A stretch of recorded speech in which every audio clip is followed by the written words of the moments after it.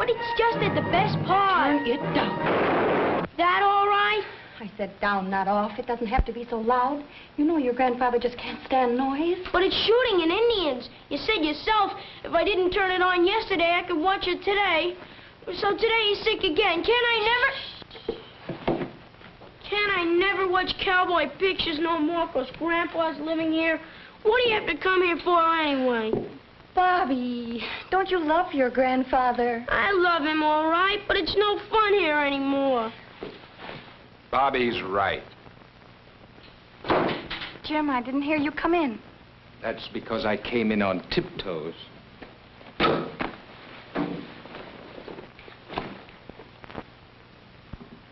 whole house is on tiptoes. But, Jim, it's just that he's not well right now. I know he's not well. But this isn't his home, it's Bobby's home. And it's Dorothy's home. And because he's sick, they can't live here anymore. Jim, please don't. He'll hear you. Alice, this is no good. We're losing our kids because an old man has come to live with us. But he's my father. He's an old man. It's all right, Dad. I won't make any noise. It isn't all right. I want you to make noise. Now, what's growing up without making noise? Alice, this is a house for our children, not for an old man. Jim, please, not so loud. He can't stand it when it's loud. And he can't stand the radio when it's loud, and he can't stand TV when it's loud. They can't stand laughter when it's loud, so our kids can't play here. But he's sick right now, Jimmy. He's always going to be sick at But least. he's always going to be old. Don't you understand? And he can't stay here. He's my father. What do you want me to do? Throw him out in the street? No, I don't want you to throw him out in the street. Just find him a place to live.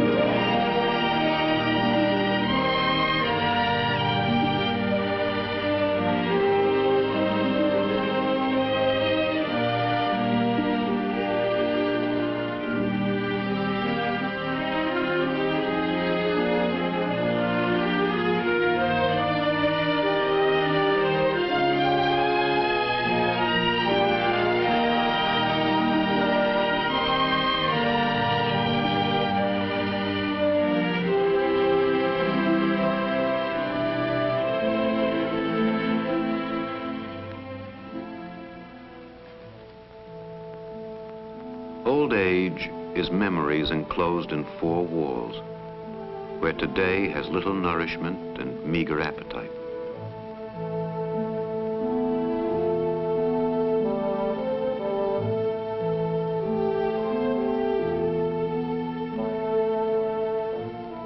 Old age is sitting on a bench and watching life hurrying by.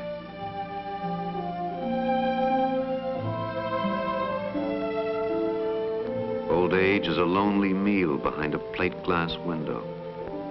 A window that looks out upon a busy world that somehow never took old age into its reckoning.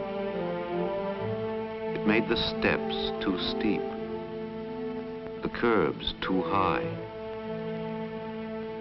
the pace too swift.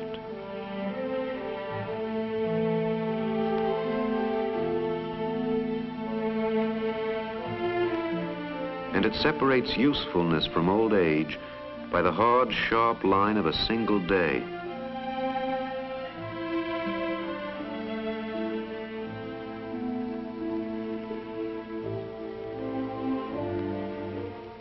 There are two basic needs that time puts upon us: something to do and a place to live.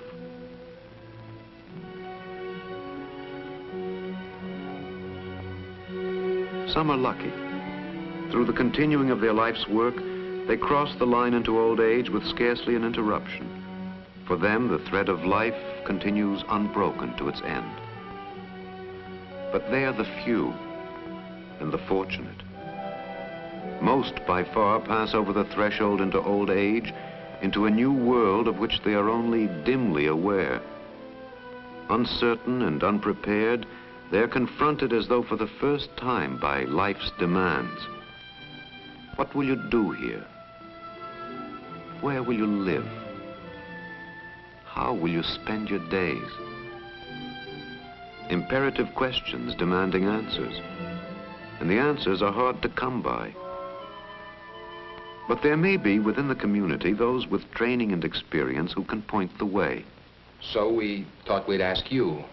This question must come up in lots of families, so maybe you can help us. Jim, can I ask my question?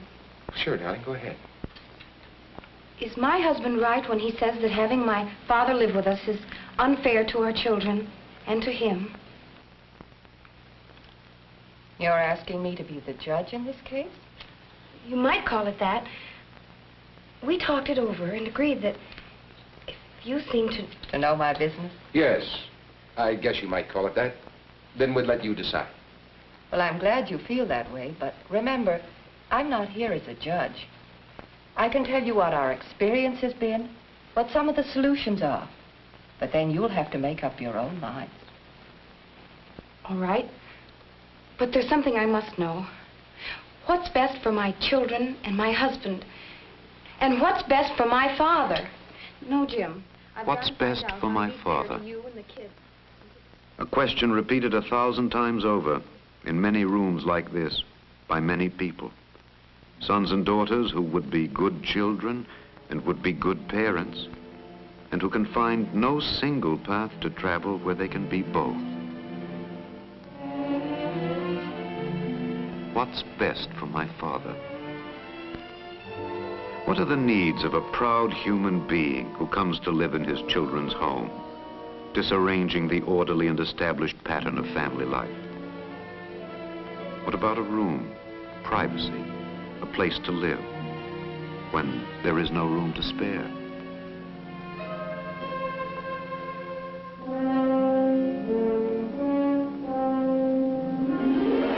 What about food, the preparation required by a special diet, when appetites wait on the needs of the aged? What about special care, with nursing which you can't afford to pay for, and time you can't afford to give, except at the expense of home and family?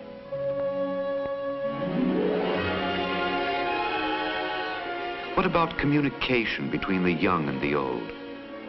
They live together, but have no common language. For no effort has been made to bridge the chasm between the world of the aged and the world of the young. Rather is this distance widened when there is no work, no responsibilities, no reason for life, for a human being whose years had been filled with work and responsibility and purpose. What can be done for this man? Where can he find the answer to his needs? I wish there was some simple answer I could give you. There isn't. People don't come in categories, least of all old people. Have you talked about this with your father? No, we haven't talked about it too much. Since Mother died, he hasn't been too well. We haven't talked about it with him at all. Well, Alice said, could we take him in with us for a while till we could work something out? That was about 8 months ago, you said? That's right. And it's been getting worse every day. Not for Father? No, it's fine for him. Why shouldn't it be? She waits on him hand and foot. Fine for him.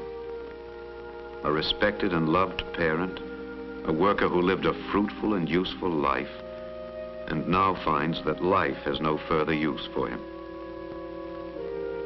In a world where so much is being done, his hands have nothing to do.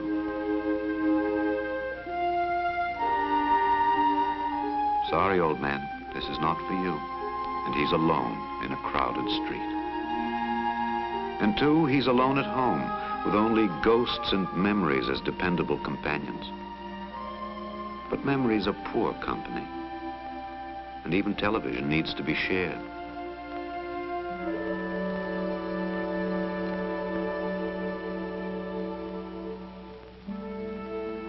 So to those he loves, he is the problem. And for both, there is guilt as well as pain. Right now, he's not well. He needs help. That's what I... That fouls up the whole works. He needs something we can't afford to give him. It's just not fair. To you or to the children. Or to Dad. What else can we do? Well, sometimes, given time and goodwill, these situations can be worked out within the family. When they can't, the old person is just as unhappy about it as his children. In your case, your father's illness may make living with you unwise for everybody. That is, if it's going to cause too much friction. If it entails sacrifice, unnecessary perhaps, or unreasonable... It does that, too. Jim, let her. That's all right. I know how you both feel. Is there any other member of your family, someplace where there aren't growing children, perhaps? No. I have a younger sister, but she couldn't come. Her husband's in the Navy, a career man. Any others? Maybe you have some cousins who might... Why should they? You could contribute to the expenses of the household. Sometimes... Father would hate that. Look, there's one thing we've been shying away from, and I think we ought to bring it out into the open. I can't stand it. Alice, honey, this is something we have to face. No. But maybe it isn't as bad as you think. You're talking about a place for your father to live. I'm talking about a home. An old people's home. It's easy for you to talk, but he's my father. Well, it isn't a prison that he's going to. Are these places really so bad? The picture's a great deal brighter than it used to be, but of course it isn't like living in one's own home. In most cases, an enlightened community can provide the kind of housing that enables them to live independently. Oh, it's true that some older people need the protected environment and trained care that a home for the aged can give. Here they often start a new and satisfying life and even establish healthier relations with their children. There are some very good homes that could provide a happy solution for your father and your family. He might be the first to agree. Are these homes within our means? Oh, yes, they're average income homes. Of course, nowadays that means Social Security, pension funds, insurance, and also some community support. But there are very few good homes, and they all have long waiting lists. Why? What stops them? Why can't there be enough to go around? Public indifference, for one thing.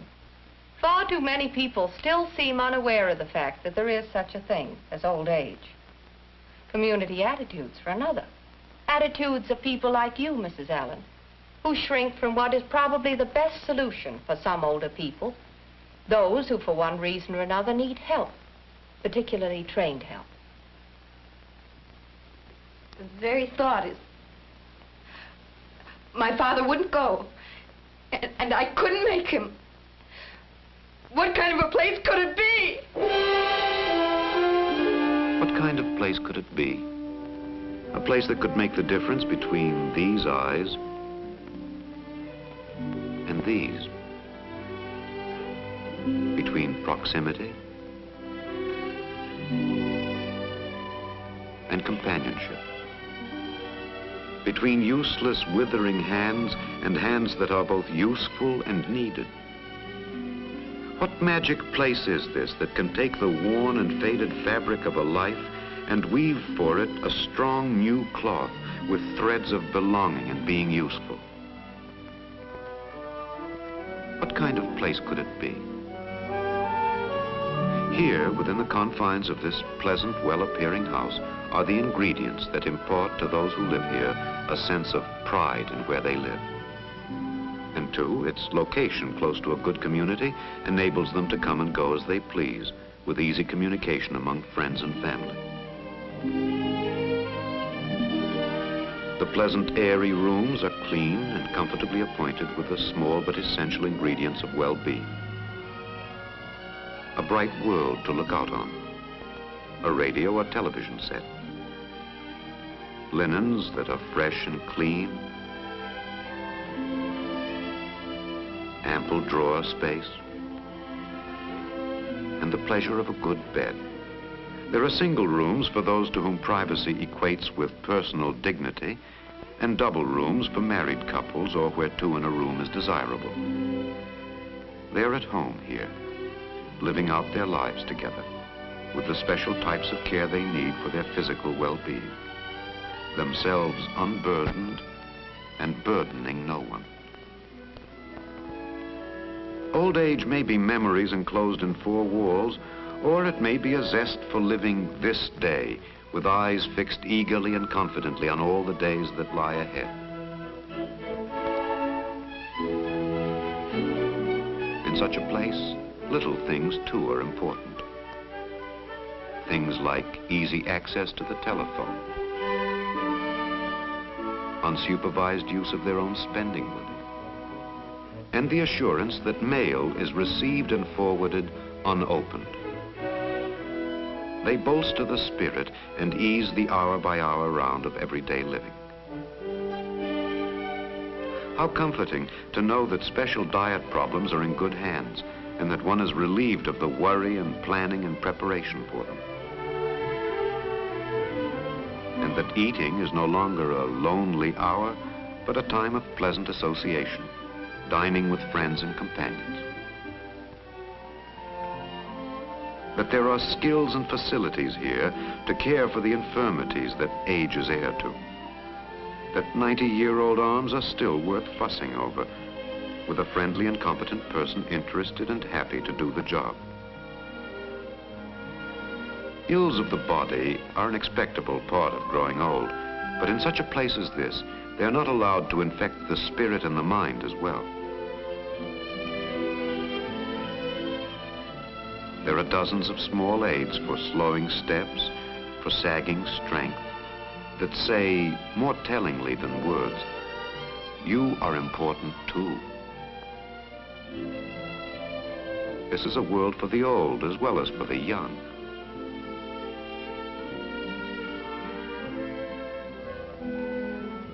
Here in the living room, one can proudly welcome one's family.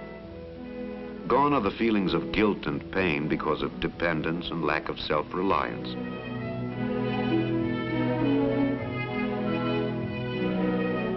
Now there's pride in one's children and grandchildren. There's respect and love emerging from a new and better relationship.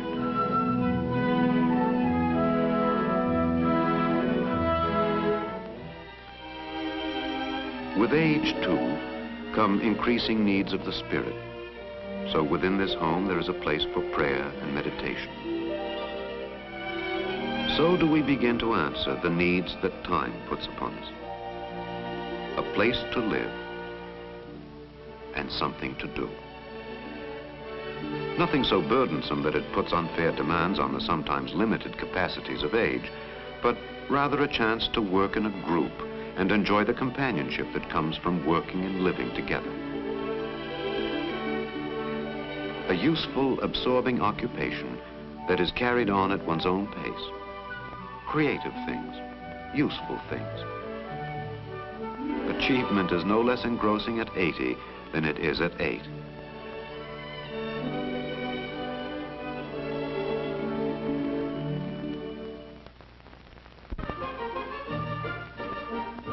In such a place, recreation is a part of life, not merely a substitute for it, as it is so often among older people.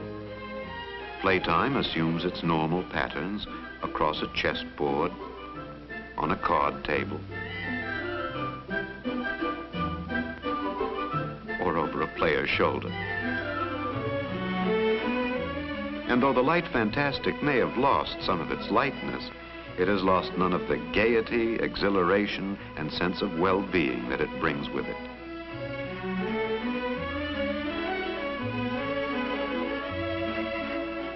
Small wonder that personal appearance has its proud place here, and is no less meaningful when hair is silver than when it was gold. In such a place as this, there is trained and integrated personnel. Professions and skill and experience, staff or consultant, each with but one overriding concern: the well-being of each resident in the home. And to those residents, here is both evidence and assurance that old age can be a valued period of life, rich in its possibilities, worthy of society's best care, protection, and planning.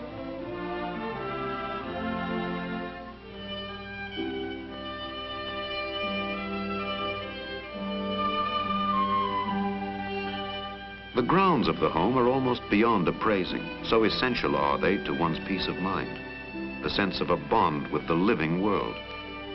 Even to walk out on your own grounds for an hour of sun is the difference between being a part of life and being walled in, awaiting death. A piece of earth can add infinite dimension. Important, too, is that within this thriving community of old people, they have often a governing body of their own elected representatives. Truly a body of elder statesmen and stateswomen, proud of their position, worthy of their responsibilities. So does the face of age reflect the world we make for it. So can we see in their eyes the love and security, the occupation and companionship that are to be found in a home like this. There are many old people here, varied in their needs, different from one another as all people are different. Some are old in years only. Some are failing in mind and body. But it may be that here, in the course of years, are you and I. It takes ingredients of many kinds to make a home for us all. It takes the kind of planning and preparation that's possible only in a community that's conditioned to it, and whose old people are conditioned to accept it when the need arises. You don't acquire that kind of conditioning overnight, just because the calendar says you've reached 65 or some other arbitrary age. You have to start working on it many years before. Yes, I can see that. In other words, Dad should have thought about this and done something about it when he was our age. That's right. He should have. And now, may I ask you a question? What are you doing about it? What are we doing about it?